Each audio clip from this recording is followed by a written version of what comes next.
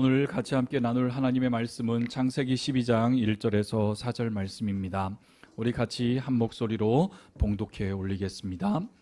여호와께서 아브라함에게 이르시되 너는 너의 고향과 친척과 아버지의 집을 떠나 내가 내게 보여줄 땅으로 가라.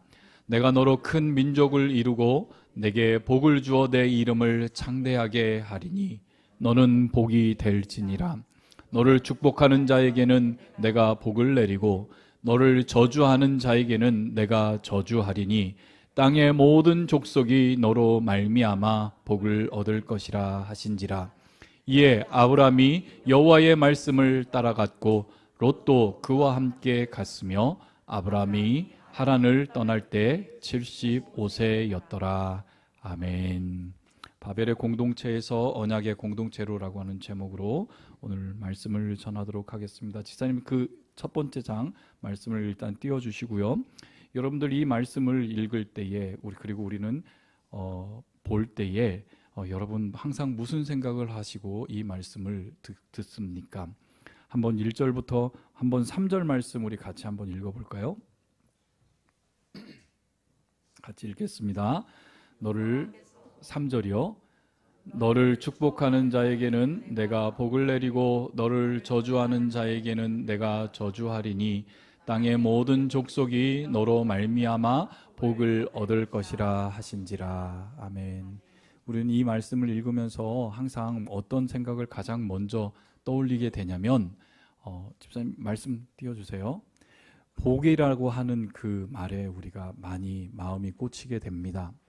그리고 이 복을 구하고 이 복을 이 땅에서 구하기를 간구하는 마음으로 우리는 이 말씀을 마치 인생의 구절처럼 생각하고 하나님께서 나에게 복을 주셔서 너를 축복하는 자에게는 내가 복을 내릴 것이고 너를 저주하는 자에게는 내가 저주하리니 내가 이런 복을 받으며 하나님 살게 해주십시오 라고 하면서 우리는 인생의 성경 구절로 인생의 말씀으로 이 구절을 마음에 새기고 살아왔을 것입니다. 이거는 저의 고백이기도 합니다.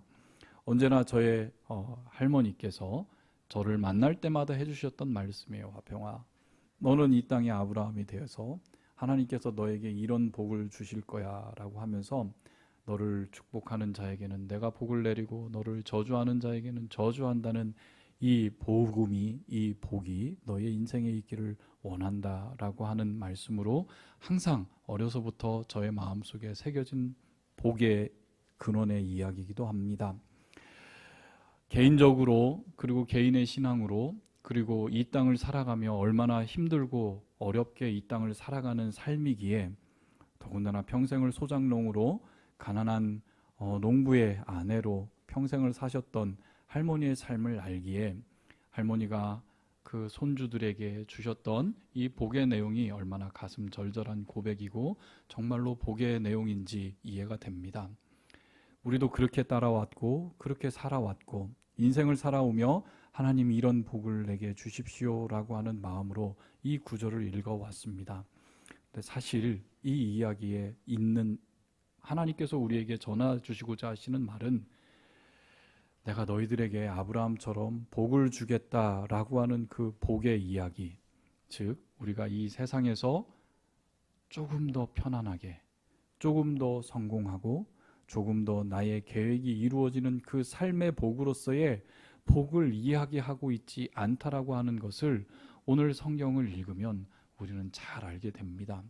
왜냐하면요, 아브라함에게 하나님께서 아브라함에게 나타나셔서 이 복을 말씀해 주셨잖아요. 그런데 그 복의 경로가 어떻게 되냐면요, 다음 지도를 한번 보면서 확인하겠습니다. 아브라함에게 떠나라 했었던 그 떠남의 그 첫 번째 시작은 갈대아 우르라고 하는 지금 저쪽 보면 페르시아라고 써 있는 페르시아만에서부터 지금 이 시대로 보면 이란 지역에서부터 아브라함은 있었습니다. 저 지도에 보면 산이 보이죠? 아라랏산이라고 하는 그 산이 있는데 히타이트라고 하는 그 지역에 보며 그 위에 야베스의 강 보면 아라랏산이라고 하는 우측 상단에 보면 아라랏산이라고 하는 곳이 보일 거예요. 보이시나요? 바로 거기에서 방주가 매달렸고 거기에서부터 이제 사람들이 흩어지기 시작했습니다. 그래서 사람들이 흩어져서 많은 지역까지 이제 사람들이 이루어졌고 드디어 문명이 생기기 시작하였으며 티그리스 유프라테스 강에 첫 번째 문명이 생겼고 나일강에 이집트, 애굽 땅에는 왕국이 이루어졌고 그 가운데 서로의 이야기들이 펼쳐졌던 나라였습니다. 즉 바벨탑 사건 이후로 하나님께서 흩으셨던 그 흩음의 결과가 이제 인간들은 각자 각자의 삶을 돌아서 나아가기 시작했다는 것이죠. 그런데 바벨 그 갈대아 우르라고 있었던 그 도시에서 살았던 아브라함은 그 당시에 가장 발전된 도시가 갈대아 우르였습니다. 그때 당시에 유적을 찾아보면 그곳에서는 수세식 변소, 지금 수세식 변소가 그곳에 있을 만큼 정말로 발달돼 있었던 그런 문화의 지역이었다고 합니다. 즉 하나님께서 아브라함을 불러서 너는 그곳을 떠나서 내가 너에게 명령하는 땅, 그곳이 어디인지는 몰랐지만 결국 그가 정착한 땅 가나안 땅은 아무것도 없는 척박한 황무지밖에 없는 광야였습니다. 하나님께서 아브라함에게 약속하신 젖과 꿀이 흐르는 땅의 실제는 그에게 펼쳐져 있는 것은 나라도 정치도 어떤 것도 환경도 있지 않았던 그저 황무지, 그리고 도적대들이 들들었고 야생동물이 있었고 자기 스스로의 안전과 자기 가족을 지키는 것은 스스로 지켜내야 되는 그런 땅으로 하나님께서 불러내셨다는 것입니다. 이런 문맥에서 하나님께서 아브라함에게 주셨던 그 복을 내게 주십시오라고 기도했다면 하나님께서는 어쩌면 우리에게 그 기도의 제목을 들어주신 것 같습니다. 그렇지 않나요? 우리의 삶이 정말로 이 땅에서 축복의 흐르는 땅으로 잘 되고 잘 살고 더 편안해지고 더 성공하고 하는 그 지역으로 우리가 흘러갔다면 하나님께서 아브라함을 불러내셨던 그 부르심은 가장 좋은 땅에서 가장 화려한 땅에서 가장 척박한 곳으로 불러주셔서 내가 그곳에서 너에게 복을 주셨다라고 하셨던 그 복이 참된 복으로 우리에게 흘러넘쳐야 되는 그 복이 우리의 삶에 이루어졌음을 우리는 믿으셨으면 좋겠습니다. 그런데 사실 오늘 하나님께서 아브라함에 불러주신 것은 복에 대한 이야기가 아닙니다. 그것은 하나님께서 인간에게 내려와 주셔서 우리가 지난주에 같이 함께 살폈던 바벨탑 이후 인간이 극도로 하나님으로부터 자신의 안전을 스스로 찾아내기 위해서 하나님께 완전한 반역을 하였던 그들의 공동체를 하나님께서 이제는 흩으시고 더 이상 그들에게 희망이 없음을 보시며 하나님의 희망을 심기 위해 하나님께서 그 한 사람을 찾아와 주셔서 하나님이 친히 내려와 주시는 드디어 하나님의 구원의 역사를 시작하시는 그 모습을 우리는 발견해야만 합니다. 즉 창세기 12장은 믿음의 위인을 시작하며 그 사람에게 하나님께서 내가 너에게 복을 줄 테니까 그 복으로 이 땅에서 장성하고 풍성해져서 이 땅을 누리고 이 땅을 지배하며 살아라가 아니라 바벨 이후에 하나님께서 그 땅에 있는 역사를 포기하지 아니하시고 아무 자격 없는 그 한 사람을 선택하셔서 하나님께서 언약을 맺어주시는, 그래서 당신이 그 언약에 신실하신 하나님을 증명하는 내용으로 우리에게 밝혀져야만 합니다. 그래서 오늘 말씀에서 우리는 이 질문을 피할 수 없습니다. 지금 하나님께서 저와 여러분에게 떠나라고 하는 그 자리가 어디입니까? 우리는 지금 무엇을 붙들고 있으며 그 자리를 머물고 있습니까? 지금 우리는 무엇을 붙들고 안전하다고 느끼고 있습니까? 혹시 그것이 우리의 경험이며 우리의 인생이고 우리의 쌓아온 경력이고 인생의 이력입니까? 아니면 이 교회의 역사와 전통입니까? 이 질문이 불편하게 느껴진다면 그것은 바로 우리가 이 창세기 12장을 읽을 수 있는 창세기 12장에서 하나님께서 우리에게 주시는 말씀을 들을 신호가 되었다는 것입니다. 창세기 11장과 12장 사이에는 단 한 장의 간격밖에 없지만 그 사이에는 신학적으로 거대한 전환이 놓여 있습니다. 창세기 11장은 바벨탑이 끝납니다. 더 이상 그 역사가 진행되지 않고 인간들은 벽돌을 세우고 탑을 세우고 도시를 만들며 우리의 이름을 내자 외쳤던 그들의 현장은 결국 혼란과 흩어짐으로 마무리됩니다. 즉 인간들이 세우려고 했었던 그 가능성들이 그 자리에서 끝이 납니다. 그런데 창세기 12장은 전혀 다른 방식으로 시작됩니다. 바로 하나님께서 선택하십니다. 그런데 하나님께서 선택하심은 그 땅에 있었던 위대한 제국들, 애굽과 바벨론, 우르, 갈대아 지역에 있는 제국을 선택하지 아니하셨습니다. 바벨탑을 다시 쌓지 않았고 그리고 흩어진 집단을 다시 물러 하나의 문명을 결집시키지도 아니하셨습니다. 대신 하나님께서는 갈대아 우르라고 하는 이방의 땅, 우상이 가득 찬 모든 것들을 하나님이 아닌 이 땅에 있는 모든 대상들을 우상으로 섬기려 했었던 문명의 중심, 거기에서도 아무것도 증명하지 않는, 어떤 것도 증명되지 못했던 한 사람을 하나님께서 부르십니다. 즉 하나님은 제국을 통해 세상을 구원하지 아니하시고 아무 자격이 없는 한 사람을 통해 언약을 통해서 열방에게 복을 주시기로 선택하셨습니다. 이것은 우연이 아닙니다. 하나님은 인간의 실패 직후에 의도적으로 그리고 새로운 방식을 우리에게 보여주십니다. 바벨은 인간이 자기 힘으로 하나님께 닿으려고 했었던 자리였다면 아브라함은 하나님께서 먼저 내려오셔서 선택하신 말씀의 자리입니다. 하나님은 왜 탑을 쌓은 집단이 아니라 이렇게 아무것도 없는 한 사람을 선택하셨을까요? 그것은 바로 구원은 인간에게 의해서 인간이 성취하고 인간이 노력함으로써 구원이 이루어지는 것이 아니라 전적으로 하나님의 은혜로부터 시작된 사실을 우리에게 선포하심입니다. 성경은 이것을 하나님의 경륜이라고 이야기합니다. 오이코노마이아라고 하는 헬라어가 쓰이는 하나님의 경륜이라고 합니다. 여러분, 신학 용어 중에 하나님의 경륜이라는 것과 하나님의 섭리라고 하는 그 단어가 우리는 교묘하게 같이 섞어서 쓰고 있는데 사실 완전히 다른 이야기입니다. 하나님의 경륜이라고 하는 이야기는 바로 하나님께서 구속, 즉 우리 인간들을 구원하시기 위한 목적으로 약속, 언약, 성취의 흐름으로 이 역사를 준행하시며 우리 각자의 개인에게, 아니 우리 교회에게 구원을 이루어 나아가시는 하나님의 그 모든 일, 그것을 하나님의 경륜, 오이코노니아, 하나님의 경륜이라고 이야기를 합니다. 그렇다면 하나님의 섭리라고 하는 이야기가 있습니다. 하나님의 섭리 많이 들어보셨죠? 우리 하나님의 섭리 안에서 이 모든 것이 선을 이루어 나갑니다라고 하는 하나님의 섭리라고 하는 단어를 이야기가 하는데 하나님의 섭리는 무엇일까요? 그것은 창조하신 하나님께서 이 땅의 우주 전체를 경영해 나가시는 하나님의 역사를 하나님의 섭리, God's Providence라고 하는 단어를 사용합니다.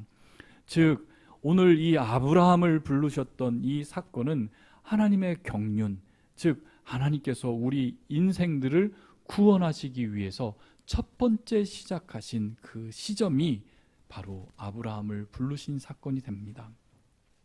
즉 바벨은 우리가 할 수 있다라고 하는 인간의 선언으로 시작된 사건이었고 인간이 주어가 되고 인간의 성취가 목적이 되었던 이야기였습니다. 그러나 이제 아브라함의 이야기는 완전히 다르게 시작됩니다. 내가 너로 큰 민족을 이루고 너는 복이 될지라 라고 하는 선언은 아브라함의 결단, 아브라함의 노력, 아브라함의 열심은 어느 하나 들어가지 않았습니다. 오직 하나님의 약속이었고 하나님의 언약이었습니다. 바로 여기서 역사의 주어가 바뀌는 것입니다. 인간이 말하던 자리에서 하나님께서 말씀하셨고 인간이 성취하렸던 그 자리에서 구원의 문법이 무너졌고 하나님의 은혜로 시작되는 새로운 구원의 문법이 우리에게 선언됩니다. 이것이 바로 하나님의 경륜이며 창세기 12장에서는 창세기 11장과는 완전히 다른 세계에서 우리를 데려가는 이유가 됩니다. 즉 우리는 이런 질문을 놓쳐서는 안 됩니다. 창세기 12장은 단순히 믿음의 조상 아브라함의 이야기, 아브라함에게 주셨던 그 복을 내게 성취해 달라고 하는 요구하는 그 단순한 복의 이야기가 아닙니다. 바로 이것은 인간의 끝에서 하나님의 시작이 열리는 위대한 하나님의 경륜의 시작이 열리는 이야기가 됩니다. 창세기 11장과 12장을 보면 유사성을 발견합니다. 바벨의 사람들은 흩어졌고 그리고 아브라함 역시 떠납니다. 그런데 둘 다 자기 살던 곳을 떠나는 이야기입니다. 그런데 이 둘이 같은 것일까요, 여러분? 실상은 비슷해 보이지만 그 본질은 정반대입니다. 바벨의 흩어짐은 바로 심판의 결과였고 그들은 두려움 때문에 모였고 그리고 불안 때문에 탑을 쌓았고 온 지면에 우리가 흩어짐을 면하자 했었던 그들의 고백은 그들이 가장 두려워했었던 그 현실이 그들의 심판으로 이루어졌음을 보여줍니다. 그들은 그들의 이름을 만들려고 했지만 결국 이름 없이 그들은 흩어지는 역사가 바벨탑의 사건이었다면 아브라함의 떠남은 전혀 다릅니다. 바로 하나님의 은혜의 부르심입니다. 그는 약속을 들었기 때문에 떠났습니다. 하나님은 그에게 너로 큰 민족을 이루고 내게 복을 줘 내 이름을 창대하게 하리라 약속을 주셨습니다. 바벨의 사람들은 자신의 이름을 만들다가 잃어버렸지만 하나님의 시작은, 하나님의 경륜하심은 하나님의 이름을 하나님의 사람에게 주시겠다 약속하셨습니다. 여기서 우리 교회는 깊이 물어봐야만 합니다. 사랑하는 성도 여러분, 지금 우리는 흩어지고 있습니까? 아니면 보내심을 받고 있습니까? 외형만 보내면 구별되지 않습니다. 교회를 떠나감도 흩어짐이고 선교지로 나감도 떠남입니다. 그런데 그 안에 있는 본질, 동력이 다릅니다. 하나는 두려움에서 시작된 비롯이고 하나는 약속에서 비롯됩니다. 두려움이 있다면 도망이고 순종이 있다면 바로 사명이고 약속입니다. 사랑하는 성도 여러분, 우리 교회는 어떠한 사명으로 우리가 흩어지고자 합니까? 바벨의 방식으로 움직이면서 혹시 아브라함의 언어로 포장하고 있는 우리의 사역은 되지는 않습니까? 우리 스스로에게 물어봤으면 좋겠습니다. 하나님께서는 그 바벨 이후에 우리 인간들에게 그리고 우리 교회에게 전혀 새로운 방식, 언약을 맺어주심으로 바로 우리에게 찾아와 주셨습니다. 바로 언약은 구원을 우리에게 선포해 주시는 하나님의 고집스러운 하나님의 신실하신 약속이 바로 언약입니다. 창세기 12장에서 하나님께서 완전히 우리에게 이렇게 말씀하십니다. 여호와께서 아브라함에게 이르시되 내가 너로 큰 민족을 이루고 내가 너를 축복하는 자에게는 축복을 내리고 라고 하는 그 모든 문장들을 보면 여러분 그 모든 주어가 누구입니까? 하나님입니다. 하나님께서 아브라함에게 언약을 맺어주시는 그 모든 문장의 주어는 하나님입니다. 즉 조건을 만드시는 분도 조건을 짊어지시는 분도 바로 하나님이시라는 이야기를 저와 여러분에게 이야기합니다. 하나님께서 우리에게 언약을 맺어주실 때에 그 언약은 우리 인간이 할 수 있음, 우리의 노력으로, 우리의 조건으로, 우리의 계획으로 하나님께서 언약을 맺어주지 않았다는 것입니다. 언약을 맺어주심은 바로 하나님의 신실하심 위에 세워진 하나님의 구원의 방식임을 저와 여러분에게 선포하고 있는 것입니다. 아브라함은 완벽한 인생을 산 사람이 아닙니다. 하나님께서 친히 불러주셔서 그 땅을 떠나 가나안에 왔음에도 불구하고 그는 여전히 거짓말을 했고 의심도 많았고 실수를 계속해 나갔던 그의 인생이었습니다. 우리 인간들은 한 번 약속을 한 번 신뢰를 잃어버리면 더 이상 그 사람을 들어 쓰지 않습니다. 그러나 아브라함의 인생은 끊임없이 실패하고 실수하고 하나님의 약속을 의지하지 않고 자신의 계획대로 자신의 생각대로 인생을 살아갔지만 하나님의 언약은 흔들리지 않았습니다. 왜냐하면 그 언약의 보증인은 아브라함 인간이 아니라 바로 하나님 자신이었기 때문입니다. 그렇다면 왜 하나님께서는 다시 전 인류를 직접 다루시지 않았을까요?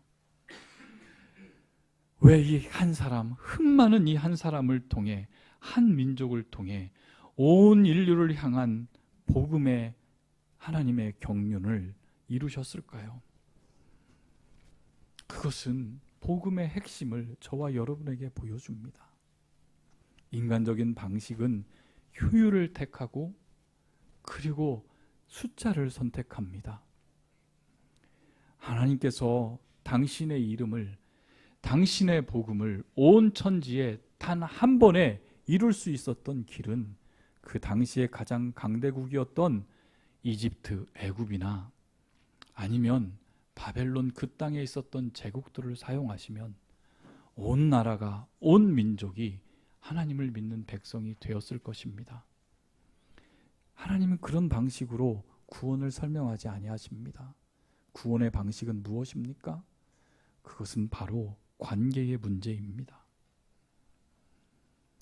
하나님께서 구원을 이루신 것은 하나님께서 친히 이 땅에 내려와 주셔서 당신이 선택한 그 사람과 무엇을 맺어주시는 것이 구원이고 복음입니까?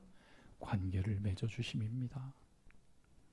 온 인류를 한 번에 구원시키시고 온 인류를 굴복시킬 수 있는 능력, 전지전능하신 하나님께서 선택하신 분이 바로 한 사람과의 깊은 관계를 맺어주심입니다. 이것이 바로 하나님의 방법론입니다. 즉 하나님은 한 사람을 통해서 하나님과의 관계를 친밀하게 맺어가는 단 한 사람을 통해서 온 세상을 축복하시는 것이 바로 하나님의 마음입니다.